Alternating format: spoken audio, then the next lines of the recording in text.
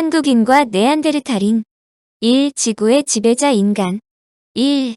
지구상에 태어난 생물체가 수없이 많은 가운데 그 새가 지구의 어느 한 지역, 대한민국이라는 데서 특정 기간에 존재하도록 태어났다는 것에 물음표를 던져본다. 가장 간단한 질문은 나는 누구인가? 나의 선조는 어디에서 왔는가? 이 질문에 대해 과거로부터 수많은 사람들이 도전했으나 정답은 아직 정확하게 모른다는 것이 정확한 답변이다. 이런 다소 어려운 질문에 가장 먼저 등장하는 단어가 민족이라는 점에는 이론의 여지가 없다. 소위 내가 속한 구성원에 대한 이야기이기 때문이다. 세계가 일일 생활권이 되었고 세계화가 기본 화두가 된 현재 민족이 왜 중요하느냐란 말도 있지만 내가 살고 있는 한국에서 한국인이라는 특성이 어떻게 만들어졌느냐는 자신의 정체성을 파악하는 데 가장 중요한 요건이므로 한민족이라는 말 자체를 간단하게 다룰 수는 없을 것이다. 현재 중국은 현 영토 내에서 일어났던 역사 모두를 자신들의 역사로 간주하고 있다. 심지어 몽골의 칭기즈칸까지 중국인이라고 주장한다. 이런 시각으로 고구려도 자신들의 역사라고 주장하는데 이에 가장 강력하게 반발하는 민족이 한민족이다. 한민족은 한국이라는 독립국이 있다는 근거가 있기는 하지만 더욱 중요한 이유는 그동안 만주에 이어 한반도를 근거지로 한민족이라는 유대화 의식을 계속 이어왔기 때문이다. 일제강점기의 한인들이 수많은 피를 흘려가면서 광복투쟁을 했던 것도 한민족끼리 뭉쳐 살려는 염원이 있었기 때문이다. 세계화를 추진함에 있어 우리 것을 제대로 알아야 힘을 얻는다고 많은 전문가들이 강조하는 것도 이런 의식에서다. 그렇다면 한국인의 조상이 어떻게 하여 한국인의 영역에서 살게 되었는지 궁금하지 않을 수 없다. 특히 과거의 원시인 중 원시인인 네안데르탈인이 우리 유전자에 버젓이 자리 잡고 있다는 것을 생각하면 엉뚱한 질문을 하게 된다. 우리가 원시인 후손이냐이다. 이 말은 참이다. 한국인을 포함하여 모든 지구인이 원시인으로부터 출발하였기 때문이다. 이는 인류 구성에 있어 장구한 역사를 의미하는데 간단히 말하여 잘 알려진 300만 년 전에 르시가 우리의 선조라면 우리는 15만만 세대를 거친 후손으로 현대인이 되었다는 것이다. 장구한 이런 역사를 매끄럽게 설명하는 것이 간단한 일은 아니다. 그러나 과학은 이렇게 어려운 일을 찾아내기 위해 공을 들이고 있다는 데 중요성이 있다. 과학의 덕으로 현재 우리가 누구냐 즉 한국인이 누구냐는 의문을 푸는 데도 관련하는데 이는 인류의 과거를 이해하는 것에서 시작한다. 인간은 특별한 동물. 지구에 사는 동물 중 인간이 특별한 동물이라는 것에 반대하는 사람은 거의 없다. 그것은 인간이 지구상의 모든 동물의 최고 위에 올라 있는데 이는 다른 동물과는 다른 것이 많다는 것을 의미한다. 일반적으로 태양계는 약 45억 년 전에 태어났다. 이후 약 10억 년이 지나 자결지옥의 행성에서 어떤 연유로든 생명체가 태어났으며 이후 거의 30억 년 동안 박테리아 수준의 생명체가 지구에서 살았다. 그러다 약 6억 년에서 6억 5천만 년 전 생명체의 대폭발이 일어나 결국 현대의 지구촌에 우리가 살게 되었다는 것이다. 한마디로 35억 년 전의 박테리아에서 현재의 모든 생명체가 진화로 태어났다는 것이다.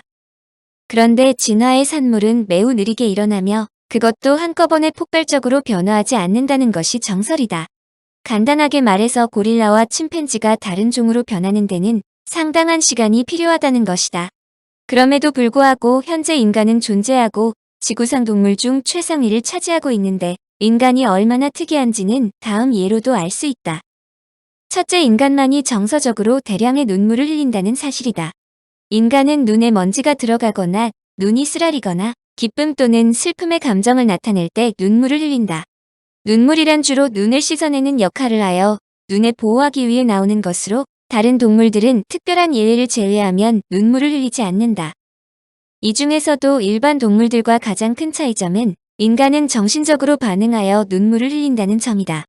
슬플 때나 기쁠 때 한바탕 울고 나면 마음이 진정된다고 하는데 이와 같은 특징은 바로 인간이 다른 동물들과 다르다는 사실을 확연히 보여주는 것이다. 둘째는 인간이 예민한 손가락과 민감한 피부를 가졌다는 점이다. 이것은 인간의 두뇌가 손가락 끝에서 보내진 정보를 분석하고 처리하는 능력이 다른 동물보다도 훨씬 뛰어나다는 뜻이다. 인간이 도구를 사용하기 시작하면서부터 손의 피부 감각을 예민하게 만든 결과라고 주장하는 사람들도 있지만 그 시간이 너무나 빠르다는 지적이다. 진화론적으로 볼 때 예민한 피부는 혹독한 자연 섭리와 싸우기에는 매우 불리한데도 불구하고 인간은 오히려 진화론의 기본 원리인 적자 생존과 반대되는 방향으로 변화를 보인 것이다. 셋째는 인간은 상처를 입었을 때 그 치유 속도가 너무나 느리다. 동물의 상처는 요술에 걸린 것처럼 빨리 낫지만 이에 비해 인간은 자기 치유 능력이 부족하다. 동물의 상처는 바늘로 꿰매지 않아도 아물어버린다. 상처가 났을 때 즉시 봉합하지 않으면 피부가 변형되어 버리는 경우는 지구상의 동물 중에서 인간에게서만 볼 수 있는 현상이다. 뭔지 모르는 요인에 의해 인간의 신체상에서 동물이 기본적으로 갖고 있는 생존 본연의 요소가 갑자기 정지해버린 것이다. 넷째, 인간은 독특한 언어 발성기관을 가졌다. 1970년에 인간의 해부학상의 특징에 관한 새로운 사실이 발표되었다. 인간의 언어는 영장류의 발성법에서부터 진화한 것이 아니라 새로운 조직으로부터 생긴 것이다. 다른 영장류의 어떤 목구멍에서도 볼 수 없는 조직이다. 언어란 인간을 지구상의 어떤 동물과도 명확히 구별한다. 원숭이는 12에서 25개 정도의 다른 음성으로 이루어진 언어를 갖고 있으나 인간은 영어만 따져도 25,000개의 발음을 할 수 있으며 목구멍과 입술로써 각각 독특한 발음을 하는 5,000종에 이르는 언어를 만들어냈다. 다섯째는 인간처럼 음식을 천천히 삼킨 다음 위로 내려가게 하는 동물은 없다는 점이다. 인간이 음식을 삼킨 다음 입에서 위까지 내려가는 데는 약 6초가량 걸린다. 그러나 일반 동물들은 음식이 입에서 위까지 닿는데 거의 시간이 걸리지 않을 정도로 재빨리 이루어진다. 동물들에게 먹이는 항상 준비되어 있는 것이 아니므로 그들이 잡은 동물이나 음식물을 재빨리 소화기관으로 전달해야 하지만 인간은 우아한 식사를 즐기려고 인체 구조를 바꾼 것 같다. 마치 먹기 위해서 사느냐, 살기 위해서 먹느냐 하는 질문이라도 하기 위해서 조절된 것처럼 문제는 고대의 인간도 항상 투쟁을 통해 먹이를 확보해야만 했다는 점이다. 인간도 다른 동물들과 함께 혹독한 생존 경쟁을 펼쳤음에도 불구하고 인간만은 음식에 대한 감각을 세련되게 만들었다는 뜻인데 그것도 스스로 터득하기에는 너무나 짧은 시간에 이루어졌다. 여섯째는 인간만큼 성적으로 뛰어난 동물은 없다는 사실이다.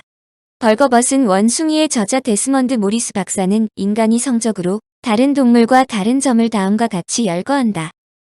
1. 성교 중 오르가슴을 느낀다. 2. 특별한 경우를 제외하고 항상 성교가 가능하다. 3. 성기의 각도가 앞뒤에서 성교가 가능하도록 되어 있다. 4. 여성은 남성의 욕망을 자극할 육감적인 가슴과 허리를 갖고 있다. 5. 처녀일 때 처녀막을 갖고 있다. 특별한 동물을 제외하고 수컷은 몇 초 내에 사정하는 것이 보통이다.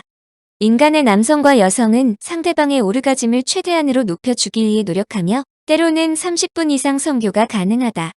자손을 남길 목적이 아니더라도 섹스를 위한 섹스가 가능한 것은 인간뿐이라고 알려져 있다. 일반적으로 동물들의 교미기는 대체로 배란기로 한정되어 있다. 그러나 인간이라는 동물은 죽을 때까지 성의 즐거움을 추구할 수 있는 특수한 구조를 갖고 있다. 인간으로부터 죽음과 세금 그리고 섹스만은 사라지게 할 수 없다는 말은 잘 알려진 사실이다. 인간과 동물의 차이는 또 있다. 그것은 다른 동물과는 달리 인간은 페니스에 뼈가 없다. 동물이 페니스에 뼈를 필요로 하는 이유는 여러 가지다. 항상 외적의 위협 아래 놓여 있는 동물들은 재빨리 교접을 해야만 종족을 번식시킬 수 있다.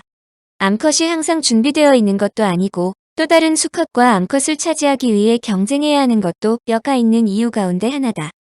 경쟁자와의 격렬한 싸움에서 이기더라도 지치거나 부상당하는 바람에 재빨리 페니스가 발기되지 않아서 암컷의 몸속에 사정을 할 수 없다면 결국 그 종은 멸종되기 마련이다. 인간의 경우는 페니스에 뼈가 있는 것이 아니라 혈액이 페니스 안으로 들어가 필요한 압박을 가해 뼈가 있는 것처럼 발기시킨다. 여기서 모순이 생긴다. 불필요한 뼈가 없기 때문에 성적인 면만 볼 때는 한층 쾌감이 늘어나게 되었지만 그러기 위해서는 많은 시간을 투자해야 한다. 어느 때 어느 곳에서 야생동물들이 공격해 올지 모르는 삭막한 환경에서 여유를 부리며 섹스를 할 만한 지식을 어디서 얻었을까 하는 점이 학자들을 어리둥절하게 만드는 것이다. 이 문제는 뒤에서 다시 설명한다. 청취자에게 원하는 것은 1. 구독 2. 좋아요